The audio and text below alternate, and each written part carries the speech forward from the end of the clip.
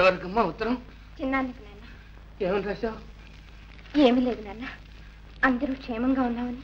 మరెందుకు దాన్ని అట్ట నలిపేస్తున్నావు? ఏది చదువు చదువు. చిన్నానికి నమస్కారం. ఇక్కడ అందరూ క్షేమం. నాన్న క్షేమంగానే ఉన్నాడు. నువ్వు బిఏ పాస్ అయ్యి జయ, అదేనా నువ్వు రాసింది? నిజం చెప్పు, అదేనా? అవును నాన్న, అవును. కాదు, అది కాదు నువ్వు రాసింది. నువ్వు ఏం రాసావు నేను చెప్తాను. ఇక్కడ నాన్న దగ్గి రక్తం కప్పుకుంటున్నాడు. ఇవాళ రేపు చచ్చిపోయేటట్టున్నాడు. నువ్వు వెంటనే రాకపోతే తలగొని కూడా పెట్టలేదు. లేదు నాన్న. అబద్ధం. నిజం చెప్పు, నా ముఖం చూసి చెప్పు, నా మీద చెప్పు. అవును నాన్న, అవును. ఎంత పని చేశావు, ఎంత పని చేశావు నాన్న. ఏమిటిది ఇప్పుడు ఏమైందని? ఇంకేం కావాలి? నాకు చదువు రాదమ్మా, అందుకని నా కన్న కూతురే నన్ను మోసం చేస్తుంది. ఇంకెప్పుడు ఇలా రాయను. రాయవు కదా, ఇంకెప్పుడు రాయవు కదా. రాయనన్నా, ఇదైనా నీ పరిస్థితి చూసి భయపడి చచ్చిపోతాను అనుకున్నా తల్లి. చిన్న బిఏ పాస్ అయ్యేదాకా నా ఛాయలకు కూడా రావద్దని ఎవరితో చెప్పేశానమ్మా. నేను చావనమ్మా, నేను చావను. ఇదిగో ఏమంటాయ్, మన ఇంట్లో అతుకున్నాడే వేణు, అతని గురించి మీకు ఏమైనా తెలుసా అని. నేనంతా తెలుసుకున్నాను. ఏమో అనుకున్నాను కానీ ఆ కుర్రాడు ఉన్నాడే, కాంతం పాపం చాలా పేద కుర్రవాడు. అంచేత నేనే. బీదవాడైతే ఏమండి, రత్నం లాంటి కుర్రాడు. ఒక చుట్ట బీడి సిగరెట్ కనీసం తమలపాకులు కూడా వేసుకోడే. చూసారా, దొడ్లో మేము ఇంతమంది ఆడవాళ్ళని తిరుగుతూ ఉంటామా, కనీసం తలెత్తన చూడండి. అయితే కాంతం అతని గురించి నువ్వు తెలుసుకున్న విషయాలు ఇవేనమాట. బ్రతికాను రా దేవుడా. నీ వాటం చూస్తే అతనికి పెళ్లి కాకపోతే శాంతి ఇచ్చి పెళ్లి చేసేట్టున్నావే. ఓ నిరభ్యంతరంగా. కానీ మనకు ఆ అదృష్టం లేదే. అతనికి ఇదివరకే పెళ్లి అయిపోయింది కట్టండి. అవును, ఆల్రెడీ అయిపోయింది కదా.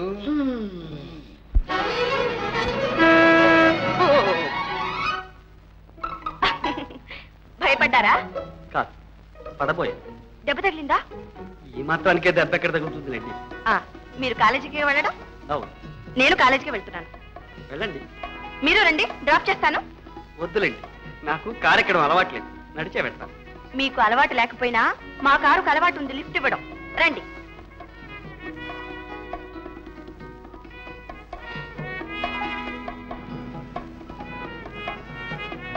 ఏమండి, మీ భార్యని పుట్టింటికి పంపించామన్నారే, ఏమైనా ఉత్తరాలు వస్తున్నాయా అండి?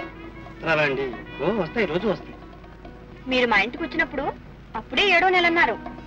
మీరు వచ్చి 3 నెలలు అయింది. 3 నెలలు అయిందండి. 3, 7, 3, 7, 10 అండి. 10 నెలలు అయిందనమాట. అయితే డెలివరీ కావాల్సిందనే. అవును, డెలివరీ కావాల్సిందేనే. ఈ పాటికి అయిపోయి ఉంటుందండి. ఏమండి, కాలేజీ వచ్చేసింది, గేట్ దగ్గర ఆపుతారా? నేను దిగిపోతాను. ఓకే.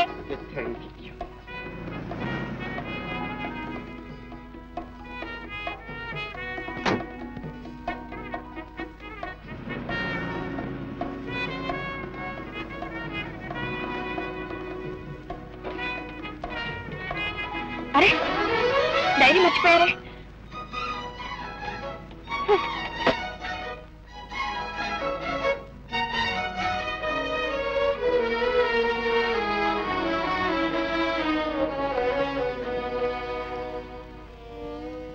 ఈరోజు హాస్టల్ రూము ఖాళీ చేశాను. ఆనందరావు గారి బలవంతం మీద నాకు పెళ్ళైనట్లు ఆయన భార్యతోనే అబద్ధం చెప్పాను. అబద్ధమా? అవును, అబద్ధమే. ఇదే నా జీవితంలో మొదటి అబద్ధం. ఈరోజు బస్సుకు డబ్బులు లేవు, కాలేజీకి నడిచే వెళ్ళాను.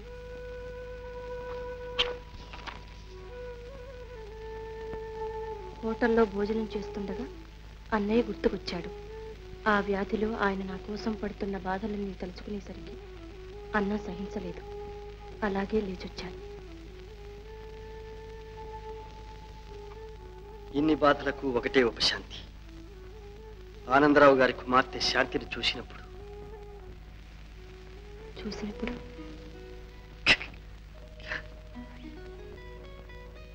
నాలో ఏదో ఉత్సాహం, ఆనందం. ఆ అమాయకురాలు నిజంగా నాకు పెళ్ళయిందనే నమ్ముతుంది. నిజం బయటపెడితే నన్నెంత నీచంగా అనుకుంటుందో. ఈ దిగులతో నాకు రాత్రి మగళ్ళు నిద్ర పట్టడం లేదు. ఏదో బాధ. నిద్ర పట్టడం లేదే, ఎందుచేత?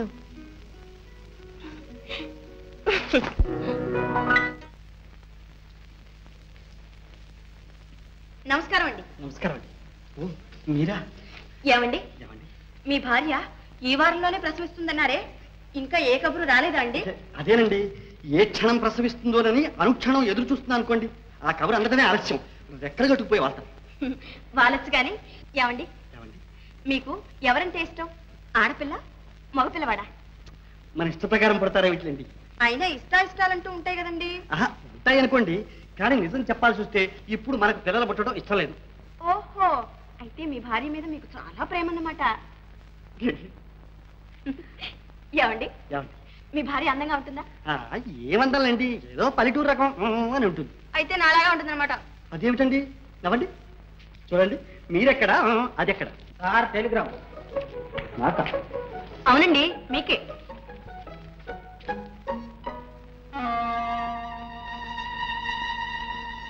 అదేమిటండి, కవర్ విప్పకుండానే కంగారు పడతారు?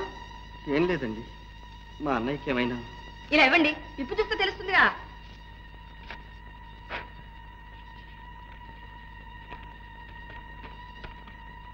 Male child but, mother and baby safe. ఏమండో, మనం అనుకుంటున్నాం లేదో ఇంతలోకే పుట్టాడు వంశోద్ధారకుడు, పురుష సింహం. ఉండండి, అందరితో చెప్పొస్తాను. ఏమండి ఏమండి ఏమండి, అమ్మా తల్లి శాంతమ్మ. మై గాడ్, ఏమిటి ఈ వైర్? ఏమిటి వైర్లు? ఈ బిడ్డ ఏమిటి? మనకేమిటి? All confusing. ఇకమా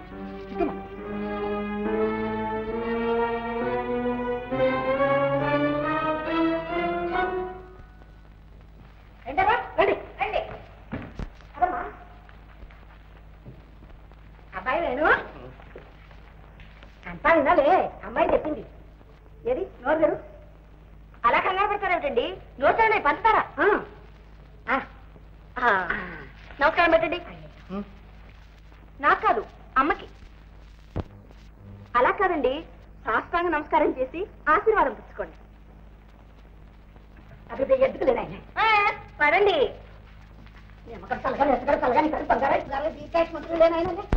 అదేమిటి శాస్త్రంగా పుట్టాడు? ఏం తప్పు చేశాడు పాపం? ఏం జరుగుదమ్మా? నోరు తెరడమే. నీ ఎదుట ఎప్పుడైనా నోరు తెరిచారట. ఇప్పుడు తెరవండి నాన్న. ఎందుకమ్మా? నాన్న, మన వేణుగారికి మగపిల్లవాడు పుట్టాడు. అమ్మా పద, మనం అందరికి పంచదార పంచి పెడదాం. అవునవును, మర్చిపోయి.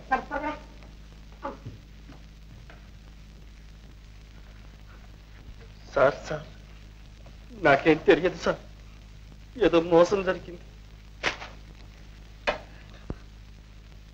అరే, లోకల్ టెలిగ్రామే. ఈ ఊరిదే? అవును సార్, నేను చూడలేదు. చూసారా ఎవరో నన్ను కావాలని ఏడిపిస్తున్నారు సార్. సరే, నువ్వెందుగా ఏడో? లేదు సార్. సరే, నేను చూసుకుంటానులే, నువ్వు ఏడో. సార్, తీసి అమ్మగారు విందు ఏర్పాటు చేసేట్టున్నారు సార్. చేయనివయ్యా, కనీసం ఈ వంక మీద సృష్టిగా భోంచేద్దాం. సార్ మీరు పదేవారు సార్.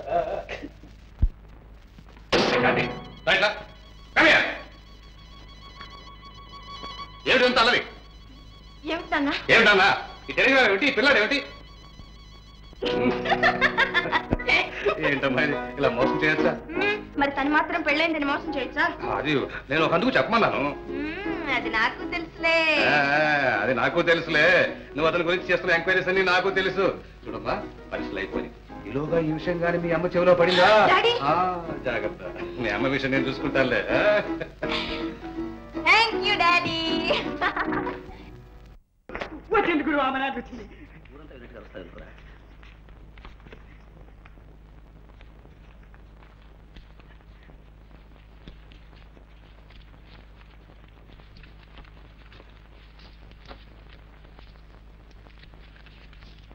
లెక్క పెట్టుకోండి బాబు. అక్కర్లేవయ్యా, వాళ్ళు తక్కువ పంపరు, నువ్వు ఎక్కువ. ప్రియమైన బావ.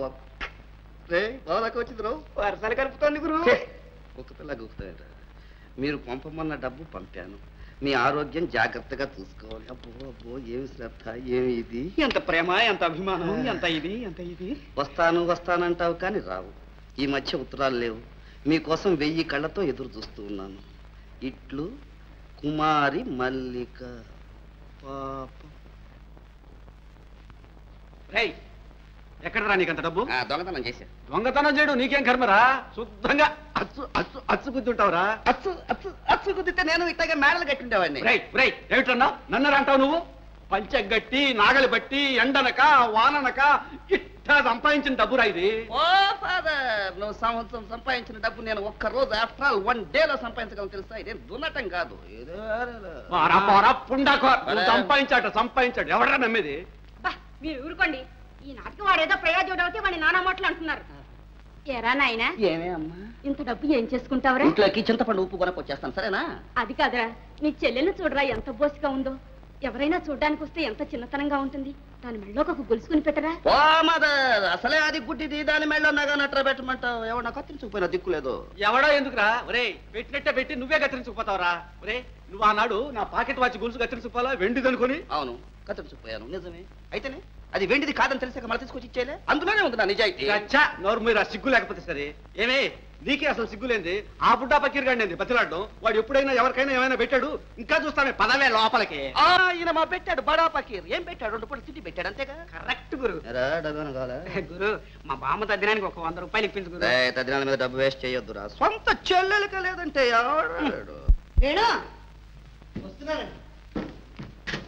ఏమండి? అదే ఏం లేదు, మీ ఆవిడ పుట్టిలు ఎవరన్నావు? అదే అండి, అది అదే ఇక్కడికి 10 మైళ్ళు అండి, దెంతులు దగ్గరే. రేపు ఆదివారం ఖాళీ సెలవేగా? అవునండి, రేపు ఆదివారం సెలవేనండి. పొద్దున వెళ్తే సాయంత్రానికి వచ్చేయచ్చు. ఎవరెవరండి? ఎవరెవరు ఉంటాయట, మనం ఉంటాను. ఎందుకండి? ఎందుకేమిటయా, నీ పాపాయిని చూసి రావడానికి ఉగ్గు గిన్నె కొమ్ము చెంబు అన్ని కొన్నాను. వెళ్ళి ఇచ్చి రావద్దు. మీకెందుకండి శ్రమ? శ్రమ ఏమిటయ్యా, కారులో వెళ్ళి కారులో రావడానికి. శ్రమంతా కారుకేనండి. మా దసరే పల్లెటూరు, దారి లేదు, డొంక లేదు, చిన్ని చిన్ని సందులు. మనది చాలా పెద్ద కారండి, తిరగలేదు. కొన్ని నచ్చపోదాం. ఇదిగో బాలను చూస్తే బ్రహ్మదేవుని చూసినంత పుణ్యం అన్నారు. అంత ఇబ్బంది కూడా ఉందండి. ఇదిగో ఇబ్బంది అనకు. నా చేత 10 సార్లు వాదించు కావాలని సరే. రేపు పొద్దున ప్రయాణం అంటే ప్రయాణం అంతే. ఏమండి